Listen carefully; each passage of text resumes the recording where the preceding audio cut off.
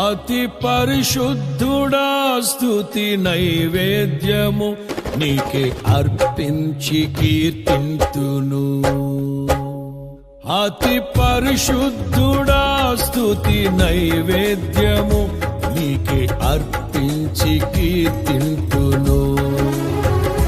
నీవు నా పక్షమై నన్ను దీవించగా, నీవు నా తోడువై నన్ను నడిపించగా, జీవింతును నీ కోసమే ఆశ్రయమైన నా యేసయ్యా.